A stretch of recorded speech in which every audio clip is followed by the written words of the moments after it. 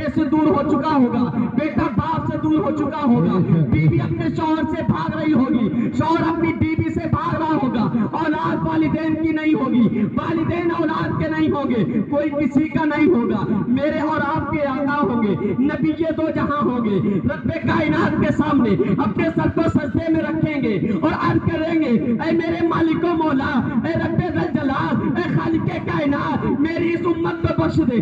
اللہ ارشاد فرمائے گا اے میرے حبیب اپنے سر کو اٹھاؤ، اپنے سر کو اٹھاؤ، تمہاری دعائیں قبول کی جائیں گی، جو مانگو وہ تمہارا مانا ہے۔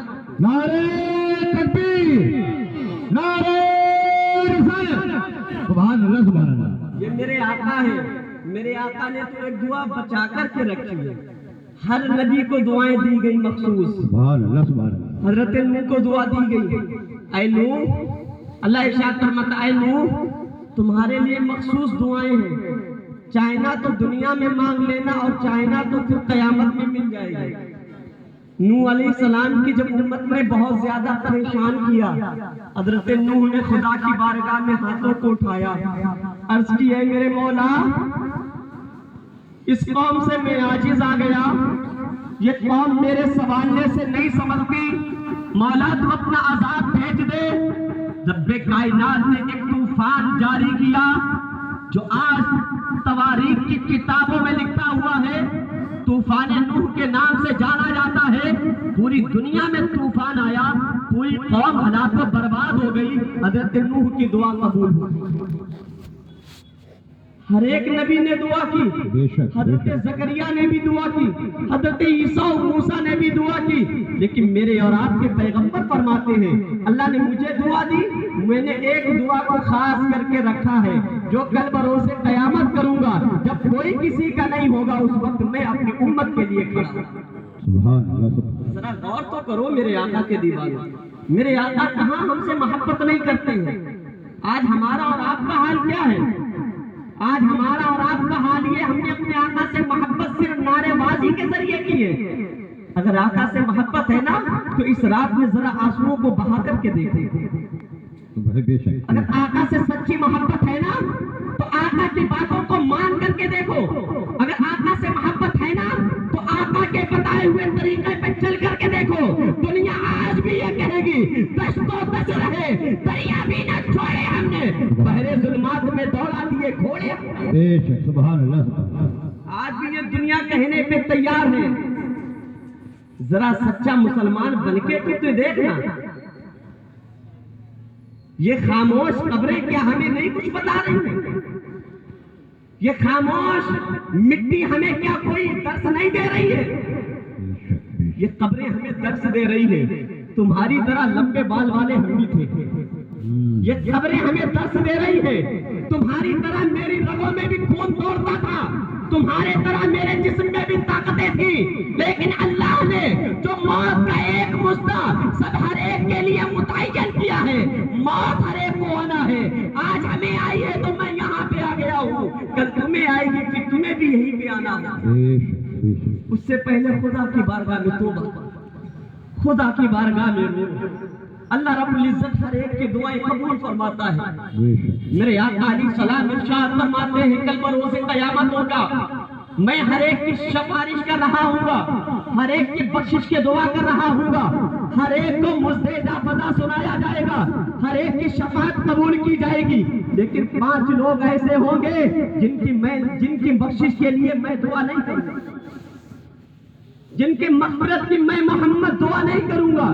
میرے آقا علیہ السلام کے دیوانے جتنے بھی صحابہ بیٹھے ہیں نا، سب کی آنکھوں میں آنسو آ گئے۔ میرے آقا علیہ السلام کے صحابہ رو رو کے عرض کرتے ہیں یا رسول اللہ علیہ السلام، آپ ہر ایک کے لیے دعا کریں گے، ہر ایک کو جنت عطا کریں گے، ہر ایک کے لیے مغفرت کی دعا کریں گے، مولا آقا علیہ السلام آپ ہر ایک کو جب جنت میں بھیج رہے ہوں گے، وہ 5 لوگ بدبخت کون ہوں گے جن کے لیے آپ دعا نہیں کریں گے، جن کی آپ شفاعت نہیں فرمائیں گے؟ آقا علیہ السلام کے صحابہ صحابہ علیہم کے مابین میں ایسے آہو پگا تھا، ایسے رو رہے تھے، لگ رہا تھا بہت غم کی بات ہے۔ میرے آقا علیہ السلام کے صحابہ رو رہے تھے، میرے آقا نے ارشاد فرمایا تھا، اے صحابہ ان 5 شخصوں میں ایک شخص وہ ہوگا جو دنیا میں بہت زیادہ شراب پیتا ہوگا اور بغیر توبہ کیے ہوئے مر جائے گا، میں اس کی شفاعت قبول نہیں کروں۔ میرے بھائی آج ہم کوئی معمولی چیز سمجھتے ہیں، معمولی چیز سمجھ رہے ہیں۔ رسول کائنات صلی اللہ علیہ وسلم ارشاد فرماتے ہیں، جو انسان شراب پیتا ہے وہ انسان جب اس کی قبر سے اٹھایا جائے گا اس کا چہرہ خنزیر کی طرح بن چکا ہوگا۔ اللہ غور کرو میرے بھائی، اللہ صرف شراب ایک جام کا نام نہیں ہے، صرف شراب ایک بوتل کا نام نہیں ہے۔ ہم سمجھ رہے ہیں ہم اپنا پیسہ لگا کر کے شراب پی رہے ہیں، ہم اپنے لیے اچھا کر رہے ہیں۔ ارے میرے بھائی ذرا غور کر، شراب تو پی رہا ہے، تیری وجہ سے تیری بیٹی کا نام پر بیکار ہو رہا ہے۔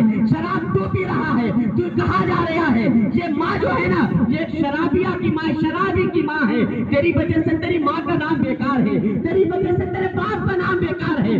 وہ بیٹی اس کا کیا قصور ہے؟ ننھی سی صورت ہے، خوبصورت بیٹی ہے، لیکن اگر باپ شرابی بن گیا ہے نا، بھائی شرابی بن گیا ہے نا، تو کڑ کے زندگی جی رہی ہے، اس کا جینے کا طریقہ نہیں معلوم ہے۔ اب اس کے اپنے بھائی سے محبت کا طریقہ نہیں معلوم ہے۔ اب بھائی سے کیسے محبت کی جائے گی؟ باپ سے کون سی الفت لی جائے گی؟ باپ تو شراب میں مست ہے، شام کو آیا ہے شراب میں مست ہے، صبح نکلنا ہے شراب میں مست ہے، دوپہر میں شراب میں مست ہے، 24 گھنٹے شراب میں مست ہے۔ اور اللہ اکبر، ایسا بھی ایک دن ٹائم آتا ہے کہ شراب ہی کی حالت میں اس کا انتقال ہوتا ہے۔ میرے بھائی غور کر ذرا، توبہ کے لیے ارادے بنائی گئی، بغیر توبہ کے مر گئے نا، یاد رکھنا جنت تو بہت دور کی بات ہے، جنت کی خوشبو تک نہیں ہے۔ اللہ توبہ کہتے کسے یہ ذرا سننا، توبہ کا معنی آتا ہے شرمندہ ہونا۔ کیا آتا ہے؟ شرمندہ۔ میری بات سمجھ میں آئے نا؟ توبہ کا معنی ہوتا ہے پشیمان، یعنی شرمندہ ہونا۔ اگر ہم کسی کے سامنے کوئی غلط کام کر دے تو ہماری نظریں جھک جاتی ہیں اس کے سامنے، ہم شرمندہ ہو جاتے نہیں ہو جاتے؟ تو جب ہم کوئی گناہ دنیا میں کر رہے ہیں تو ہم خدا کی بارگاہ میں توبہ کریں، یعنی ہم خدا کی بارگاہ میں شرمندہ ہوں اور عرض کریں، اے میرے مالک و مولا، جو مجھ سے گناہ ہوئے مولا تو ان گناہوں کو بخش دے، میں تیری بارگاہ میں مولا توبہ کرتا ہوں۔ بے شک بے شک۔ شراب بڑی بری لت ہے۔ اللہ کے رسول علیہ السلام ارشاد فرماتے ہیں، دوسرا وہ انسان ہوگا جو اپنے ماں باپ کو ستاتا ہوگا، اپنے ماں باپ کو تکلیف دیتا ہوگا اور بغیر توبہ کیے ہوئے دنیا سے چلا جائے گا، مر جائے گا، اس انسان کی شفاعت میں محمد نہیں کرتا۔ غور کر رہے نا میری بات؟ آج ماں باپ کو ستانے کا معاملہ رواج چلا ہے۔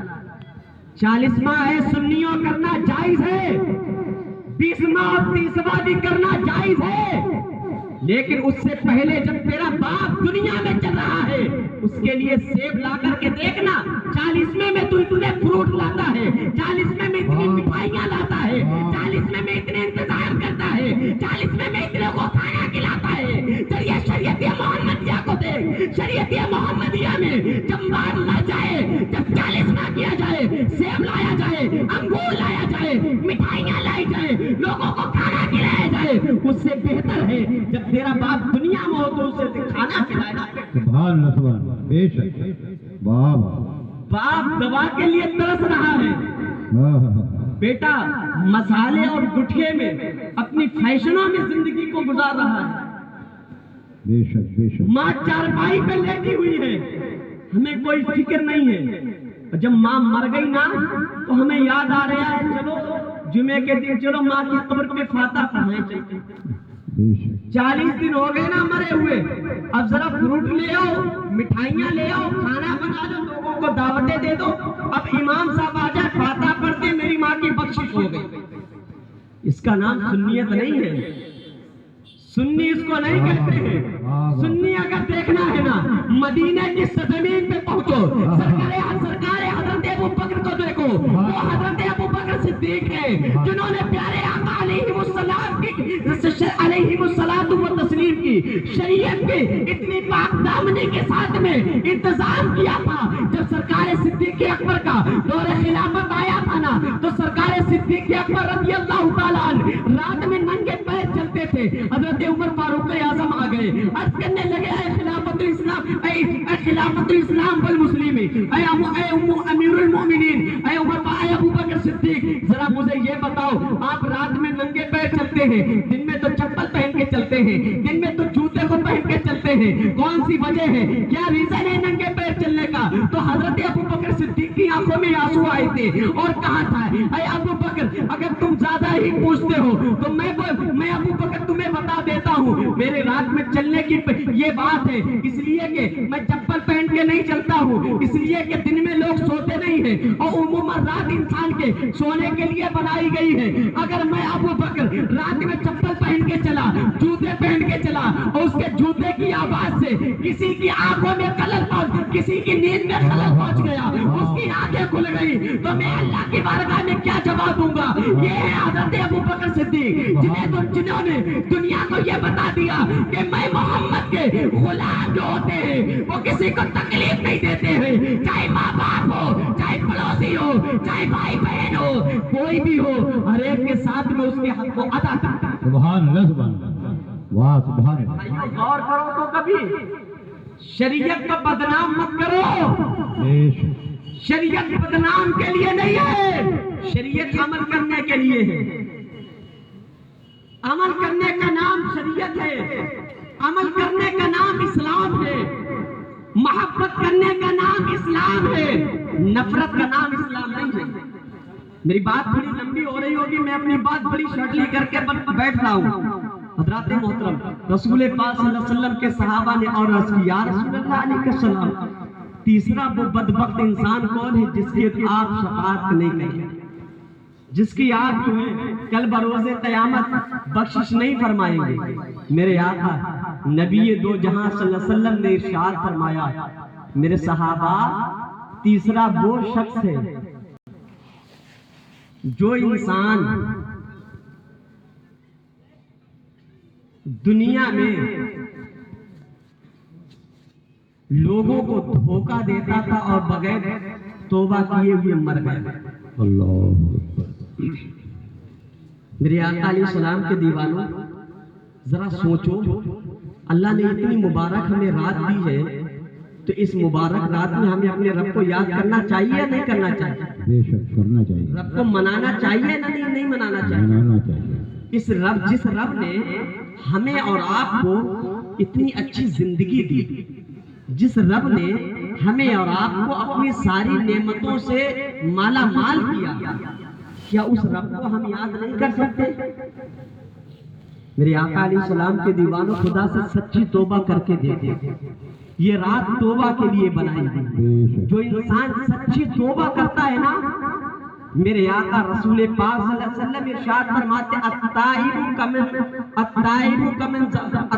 من الذنب کمن لا ذنب له، او کما قال صلی اللہ علیہ وسلم۔ رسول پاک صلی اللہ علیہ وسلم فرماتے ہیں گناہ سے توبہ کرنے والا ایسے ہی ہوتا ہے گویا کہ اس نے کوئی گناہ کیا ہی نہیں ہے۔ سچی توبہ۔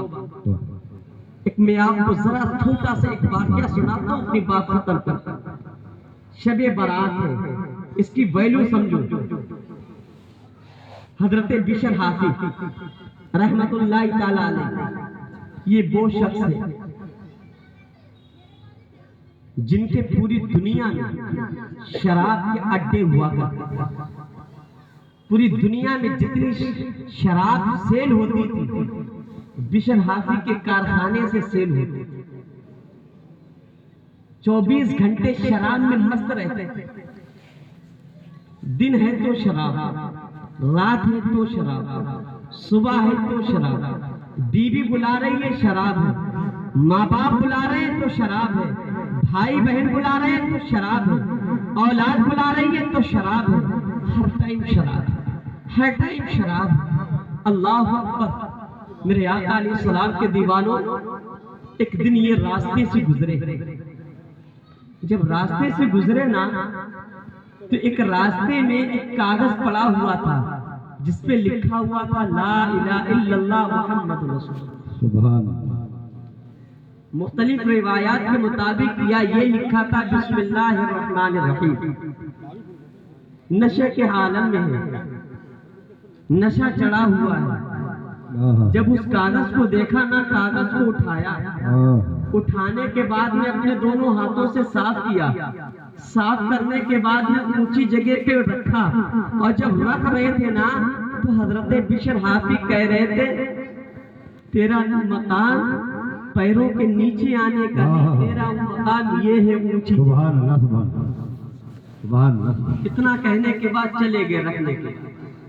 رات کا سمے ہوا، آپ پہنچے اپنے شراب خانے میں، وہاں پہ وہی جو محفل سجتی تھی ان کی شراب والی، وہی محفل سج گئی، ناچ گانا ہو رہا ہے، آوازیں آ رہی ہیں دھوم دھام کی، ہر ایک طرح سے شیطانی آوازیں بلند ہو رہی ہیں۔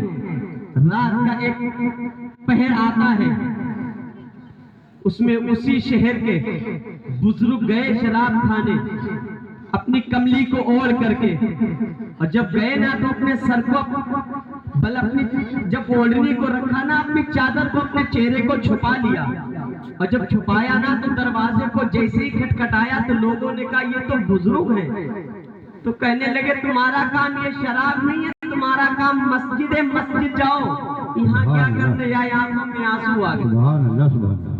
جب آنکھوں میں آنسو آئے نا پھر آئے لیٹ گئے، اور جب لیٹ گئے نا پھر اللہ رب العزت نے خواب میں ارشاد فرمایا اے فلاں بندے، میں نے تجھے اپنا سلام بشر حافی کے پاس بھیجا تھا، تو بشر حافی کے پاس میرا سلام نہیں لے کے گیا۔